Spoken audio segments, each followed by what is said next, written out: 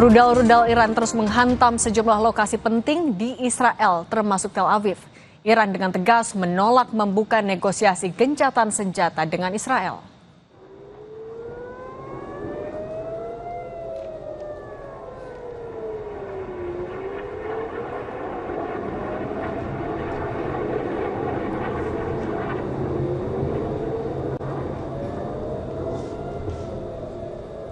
Sirine serangan udara terdengar di seluruh kota Tel Aviv Selasa pagi waktu setempat.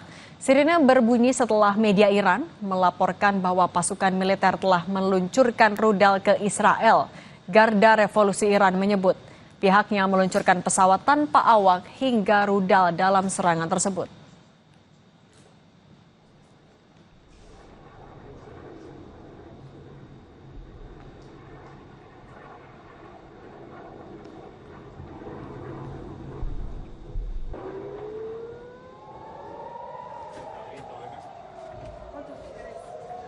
Warga Israel berbondong-bondong bersembunyi di bunker mereka saat sirene serangan udara berbunyi di Tel Aviv. Situasi yang kian memanas membuat warga Israel langsung berlindung di tempat yang menurut mereka aman.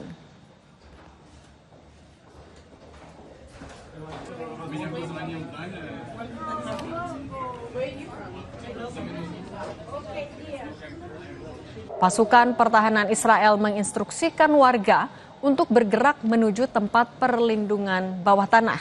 Mereka terpaksa keluar dari rumah dan langsung menuju tempat perlindungan.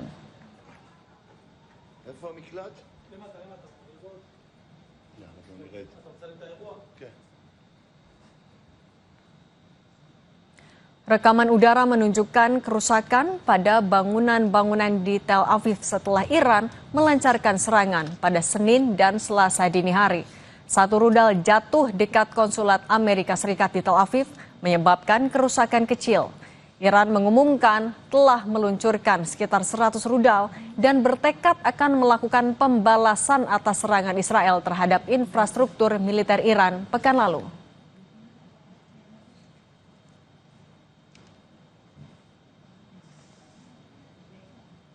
Sementara itu, militer Israel merilis video serangan udara yang mengincar target militer di Iran.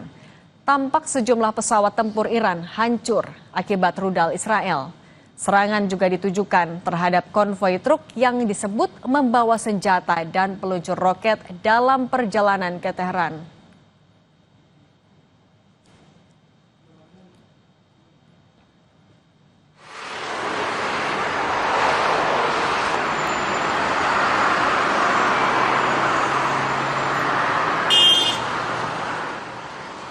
Sementara itu, warga Teheran meninggalkan ibu kota Iran untuk menghindari serangan Israel.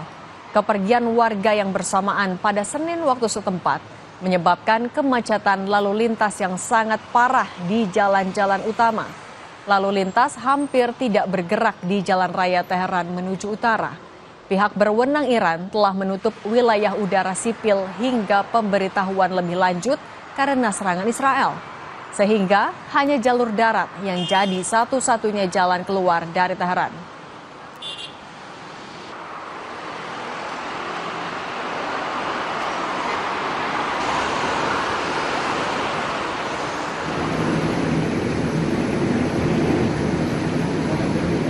Angkatan Udara Israel menyerang studio dan kantor penyiaran milik pemerintah Iran di Teheran, Iran, Senin waktu setempat.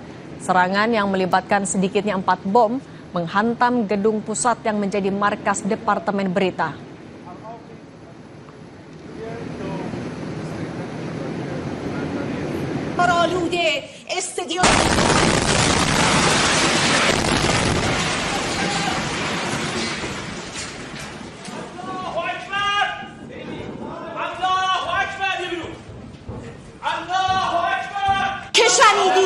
صدای متجاوز به خاک وطن، صدای متجاوز به صدای حق و حقیقت است.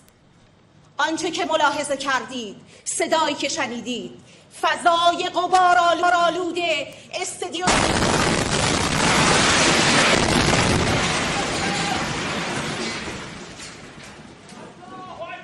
Rekaman TV menunjukkan seorang pembaca berita, Sahar Emami, berusaha melanjutkan siaran meskipun ada suara ledakan hingga akhirnya meninggalkan studio karena gedung berguncang akibat serangan itu.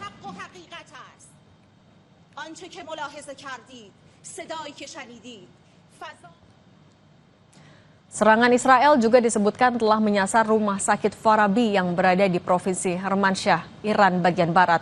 Video yang menunjukkan kerusakan sejumlah bagian rumah sakit dimunculkan ke publik. Media di Iran mengatakan serangan udara Israel sepanjang Senin terus menghujam Provinsi Kermansyah.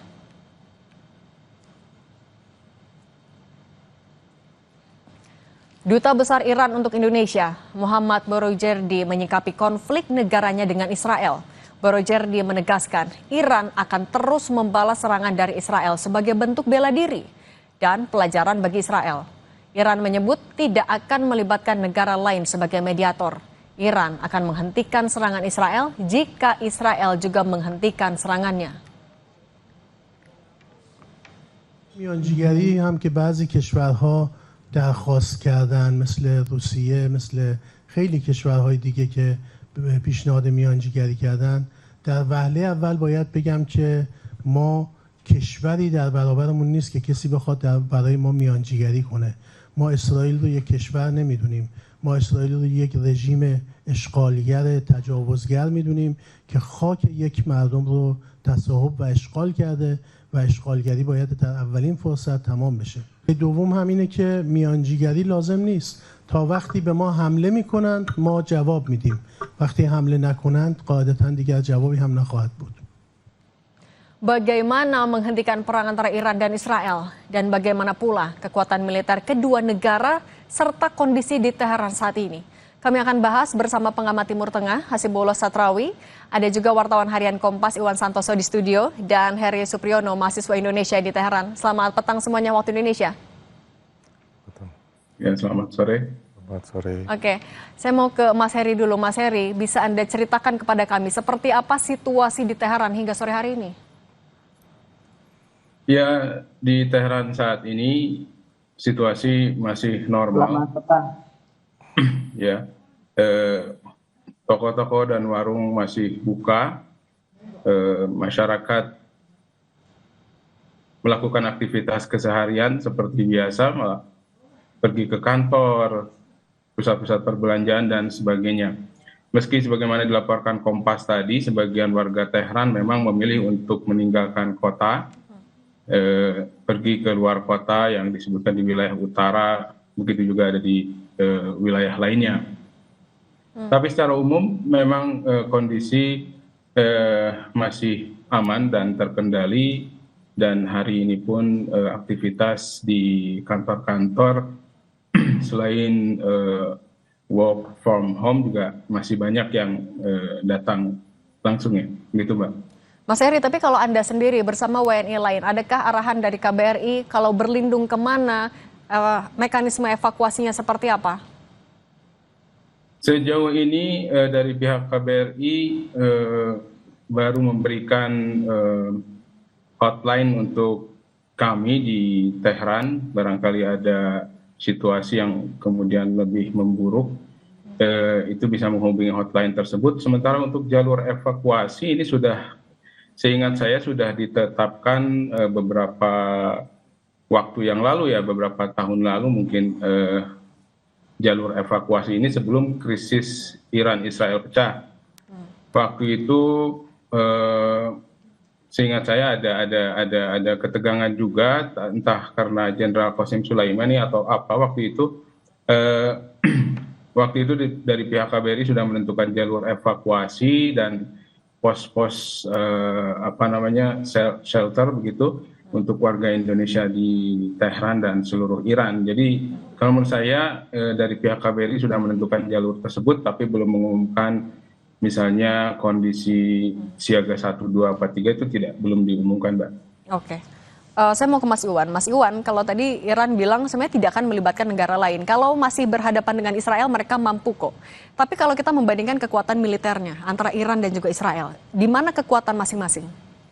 Ya, kalau bicara Israel, praktis resources-nya kan semua dari Barat, terutama dari Amerika yang bilang tidak terlibat langsung, tapi ketika sedang berunding tetap minggu lalu mengirim rudal Senjata. sekian ratus ke Israel.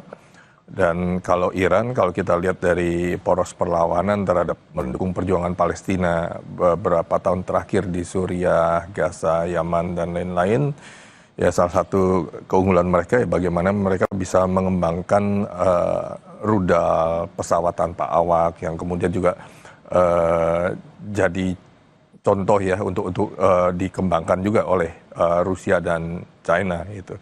Jadi masing-masing punya kelebihan arsenalnya sendiri dan ini kita seperti ya maaf ya bukan kita mendukung perang tapi ini seperti adu nafas panjang nanti mana yang lebih punya logistik. Kalau kita ingat bulan lalu ada ledakan besar di salah satu pelabuhan di Iran lalu kemudian tanpa hujan dan angin pihak Israel bilang tidak ada kaitan. Sementara di saat yang sama juga bicara menuding itu bahan baku untuk rudal Iran. Nah itu kan berarti ada sebetulnya semua saling membaca dan kalau dalam kontestasi geopolitik seperti ini dari pihak Iran juga terus membaca, pihak Israel juga membaca, bahkan cara serangan kemarin sebelum serangan udara dilakukan serangan dari dalam Iran oleh komandonya Mossad dan kita menunjukkan ini cara-caranya juga tidak berubah. Di saat yang sama juga dilakukan operasi informasi.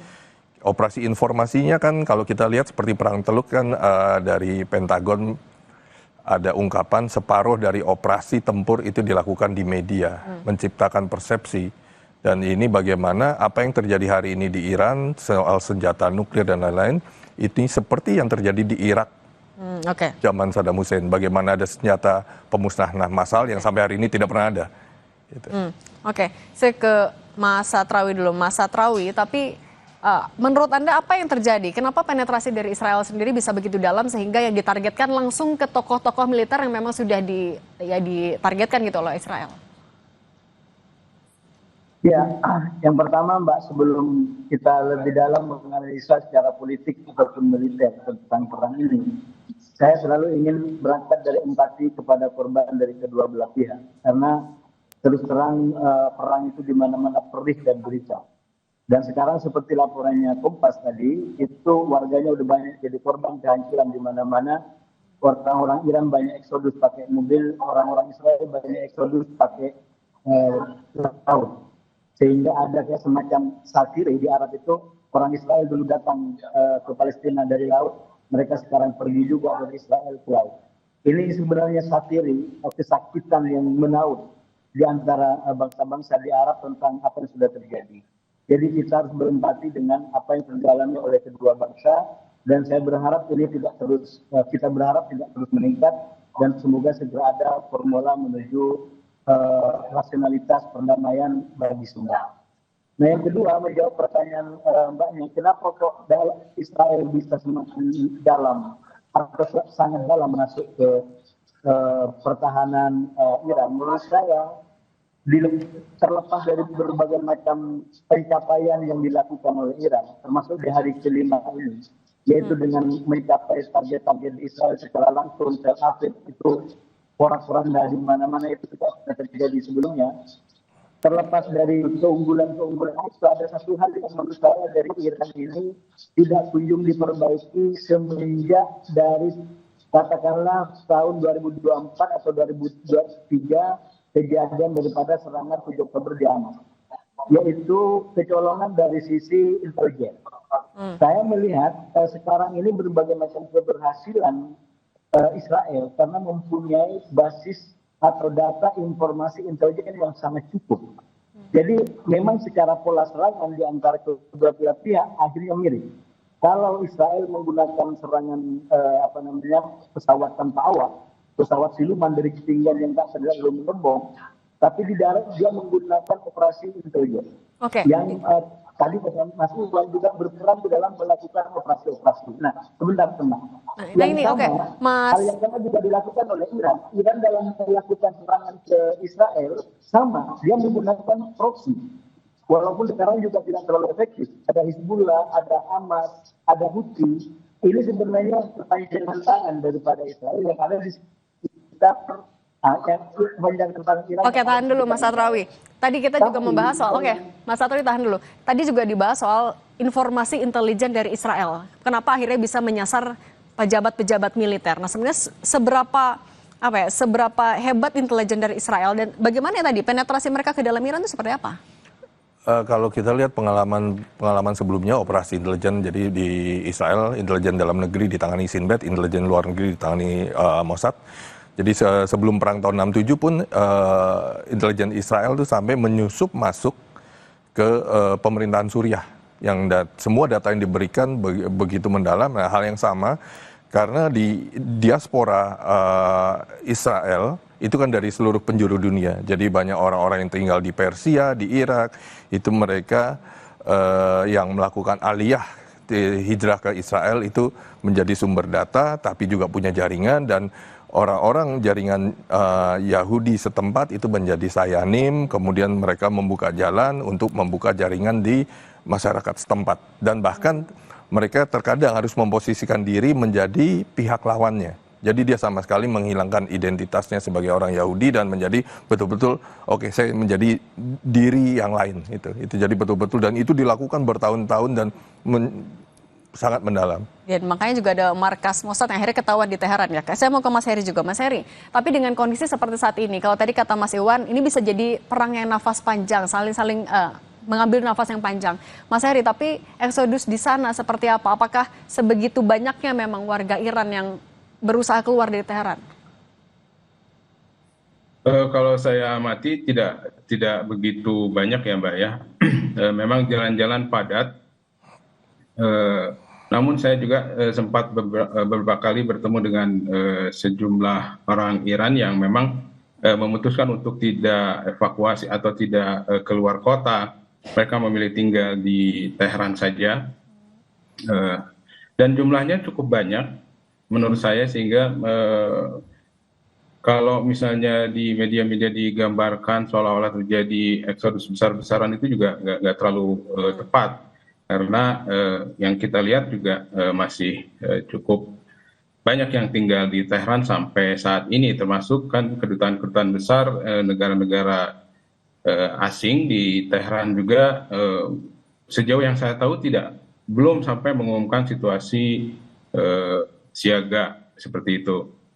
Oke.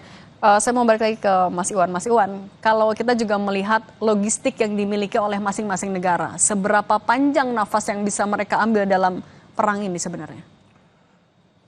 Ini kalau saya melihat lebih luas lagi ya geopolitiknya. Sebetulnya akhir tahun ini kan sudah direncanakan pengiriman minyak dari Iran ke China lewat jalan darat. Dan kalau kita lihat semua choke point terhadap ekonomi China yang dilakukan oleh negara-negara barat, antara lain Selat Malaka, Laut Cina Selatan. Makanya China berusaha membangun jalur-jalur pengiriman migas lewat jalur lain, seperti ada pelabuhan Gwadar di Pakistan, ada jalur dari Myanmar ke Yunan yang sampai hari ini terganggu karena konflik di Myanmar, dan salah satu yang terbesar adalah ada pembangunan pelabuhan Chabahar di Iran untuk mengirim minyak ke China. Nah, ini artinya apa? Ketika semakin banyak transaksi langsung dan tidak menggunakan dolar, ini akan mengurangi resiko sanksi. Jadi hari ini dunia yang diatur negara-negara barat dengan penduduk sekitar 700-800 juta, mengatur 7 miliar lebih manusia, akan semakin berkurang kekuatan untuk menekan dengan terjadinya settlement local currency tanpa menggunakan dolar. Itu jadi kurang lebih itu. Ini kita lihat akan seperti apa. Oke, kalau Mas Satrawi, kita kan kalau Iran bilangnya kalau Israel berhenti menyerang, Iran juga akan berhenti. Dan kalau belum berhenti akan terus membalas. Nah, tapi adakah faktor yang bisa membuat Israel berhenti agar agresi, agar perang ini juga selesai? Ya, saya rasa rumus konflik di Timur Tengah sampai hari ini belum berubah, bahwa Amerika tetap memerankan menjadi faktor kunci. Nah, sekarang kita melihat Presiden Trump mempercepat kunjungannya ke Kanada karena ada sesuatu yang penting, akan melakukan sesuatu yang sangat penting. Nah, saya melihat kita lihat dalam sehari 2 hari apa yang dilakukan oleh Trump, walaupun memang secara sekilas apa yang dilakukan Trump dengan Netanyahu ini kayak semacam dua cekikan yang berending sama bagi Iran. Kalau Trump dengan perundingan, endingnya adalah agar tidak ada nuklir di Iran. Sementara Netanyahu dengan militer itu adalah endingnya juga sama, menghancurkan program nuklir Iran. Jadi ini kayak semacam dua jari yang sebenarnya memang berpisah, tapi ujungnya sama, yaitu bagaimana membuat Iran tidak memiliki senjata nuklir. Nah, masalahnya Iran tidak sebodoh itu, saya melihat dia sangat cerdas melihat situasinya, karena itu dia nggak mau dijebak dalam dua gerakan jari ini. Dia punya opsi untuk yang disampaikan tadi, membela diri, apalagi memang secara nilai dan hukum, menurut saya semua orang melihat ini yang mencari gara-gara lebih dulu adalah Israel. Okay. Dia yang menyerang duluan, dia yang membunuh, bahkan seorang tamu negara kayak Haniyeh itu dibunuh di dalam negaranya. Jadi awalnya mengaku, tapi sekarang semuanya diakui. Jadi ini memang sebuah pelanggaran hukum. Nah sekarang tantangannya adalah bagaimana hukum internasional itu tidak menjadi double standar. Nah ini yang menurut saya menjadi berat bagi kita semua yang percaya dengan keadilan hukum internasional. Makanya butuh ada peran internasional juga kan, tidak ada double standar. Oke Mas Satrawi, sambil juga mungkin bisa dicoba perbaiki lagi audionya. Saya mau ke Mas Heri. Mas Heri, salah satu yang disoroti adalah adanya penyerangan ke TV nasional di Iran. Kalau sekarang masih bersiarankah? Masih terus Mbak, masih siaran, dan api berhasil dipadamkan menurut saya semalam. Seperti yang saya lihat sekarang ini juga mereka masih siaran dari semua channelnya, tidak ada jeda ya, walaupun sempat dibom waktu membacakan berita itu tadi, Sahar Emami itu. Setelah itu pindah studio kemudian berlanjut begitu Pak. Oke, kalau dari Mas Iwan, penyerangan ke sipil, kemudian juga penyerangan ke TV atau media pemberitaan dari Israel, ini adalah pelanggaran juga dari Piagam PBB. Nah, tapi adakah opsi Israel bisa menghentikan pelanggaran-pelanggaran itu? Ya, kita mengingatkan apa yang sedang dilakukan Israel hari ini, itu yang dilakukan Jepang waktu Perang Dunia II. Semua hal yang terkait konvensi Jenewa, aturan internasional dilanggar. Jadi kalau hari ini di Gaza sendiri, jumlah wartawan yang tewas sudah 200-an. Dan itu rasionya sangat besar ya di dunia untuk di daerah konflik.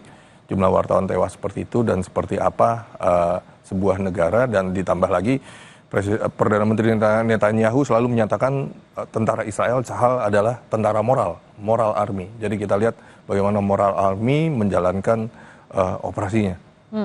Oke, Mas Iwan Santoso, wartawan harian Kompas, Mas Hasibullah Satrawi, pengamat Timur Tengah, dan Mas Heri Supriyono, mahasiswa Indonesia di Teheran. Terima kasih sudah berbagi di Kompas Petang. Sehat selalu semuanya.